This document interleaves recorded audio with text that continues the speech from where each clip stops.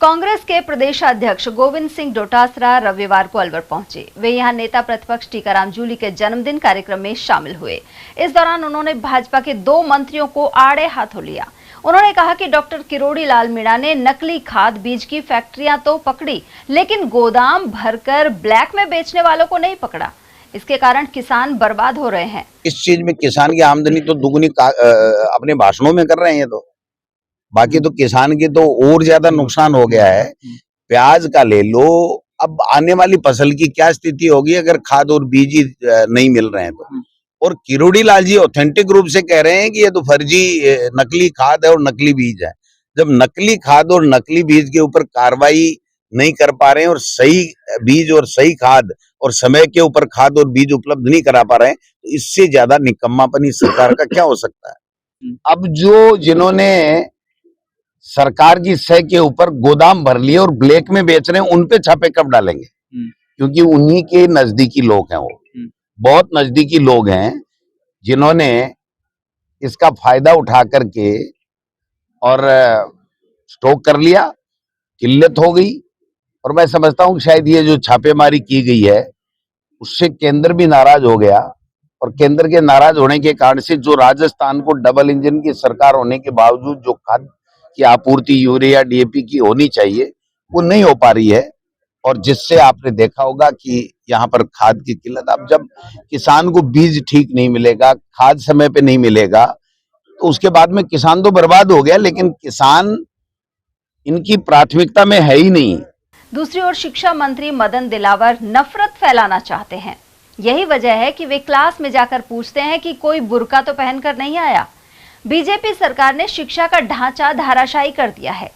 प्रदेशाध्यक्ष ने यह भी कहा कि कांग्रेस के नेता और सभी कार्यकर्ता मिलकर 25 सरकार को राजस्थान से विदा करेंगे। जो शिक्षा का ढांचा इन्होंने ध्वस्त किया है और जिस प्रकार से किया, कल परसों आपने दिलावर जी का बयान सुना होगा। पहले दिन 5 दिन पहले आदेश निकालते हैं कि एक दिन टीचर और बच्चे जो भी अपने घर में ड्रेस पहनते हैं वो पहन के आ सकते हैं, और स्कूल के निरीक्षण में जाकर के कहते हैं कि कोई हिजाब तो पहन के नहीं आया। तो क्या साबित करना चाहते हैं? किस तरीके की राजनीति कर रहे हैं? मैं समझता हूँ ये जो आरएसएस है, आपके पक्ष में बोल रहे हैं, नहीं किसके पक्ष में बोल रहे हैं?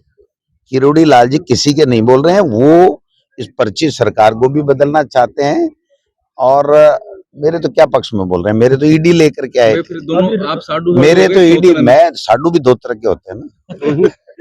वो दूसरे वाले हैं। डोटासरा ने आरोप लगाया कि एसआईआर के जरिए कांग्रेस के अधिक से अधिक वोट काटने एवं बीजेपी के वोट जोड़ने का काम हो रहा है। एसआईआर का पूरे देश में एक ही मकसद है कि कांग्रेस की आइडियोलॉजी के लोगों के वोट काटो, बीजेपी की आइडियोलॉजी के लोगों के फर्जी वोट जोड़ो और इंस्टीट्यूट पे कब्जा करो, चुनाव आयोग से मिलीभगत करो। और जब अब इनकी जो साख है ढलान पे आ गई है और लोग बाग कहने लग गए कि ये तो झूठे लोग हैं, ये तो बेईमान लोग हैं, भ्रष्टाचार 10 गुना बढ़ गया है, जिस भ्रष्टाचार को मिटाने की बात कर रहे थे, तो अब ये इंस्टीट्यूशंस पे कब्जा करके और वोट चोरने का काम, वोट चुराने का काम कर रहे हैं, और वोट चोरी से ही ये सत्ता बनाना चाहते हैं। आपने महाराष्ट्र और हरियाणा में देखा होगा, बिहार में देखा है, और मैं समझता हूं कि आगे आने वाले नगर निकाय चुनाव इसीलिए ये नहीं करवा रहे हैं कि पहले वोट चोरी करो, इनके कांग्रेस आइडियोलॉजी के वोट काटो, बीजेपी के फर्जी वोट जोड़ो, और उसके बाद में जैसे तैसे सुप्रीम कोर्ट और हाई कोर्ट कहेगा तो चुनाव तो इनको कराने ही पड़ेंगे। आपको पता है कि भारत सरकार ने चुनाव नहीं कराने के कारण से 3000 करोड़ रुपए फंड इनका रोक दिया, इनको रिलीज ही नहीं किया। 3000 करोड़ रुपए पंचायती राज और नगर निकाय के लिए जो टीएफसी एसएफसी का जो पैसा आता है वो पैसा ही रोक दिया। मैंने पहले भी कहा था, जूली साहब ने भी कहा था, जब हम प्रेस कॉन्फ्रेंस में थे तब भी हमने कहा था कि जब तक कानून में ये है कि 5 साल के अंदर अंदर दूसरी जो इंस्टीट्यूट हो जानी चाहिए, चुनाव होकर के नया सेटअप आ जाना चाहिए, तब भी पैसा मिलता है। भाई साहब, कानून कोई इनके कहने से थोड़ी, जाबर खर्रा जी, अविनाश गहलोत जी जो टप्पे दे रहे हैं, इनसे कानून थोड़ी बदलता है। ये भारत सरकार का कानून है, संविधान की व्यवस्था है। तो मैं समझता हूं कि ये सारी चीजें आप सबके सामने हैं। वहीं इस दौरान नेता प्रतिपक्ष टीकाराम जूली ने भी कांग्रेस सरकार को घेरा। यहां कांग्रेस के राष्ट्रीय महासचिव जितेंद्र सिंह सहित कई विधायक और बड़ी संख्या में कार्यकर्ता मौजूद रहे।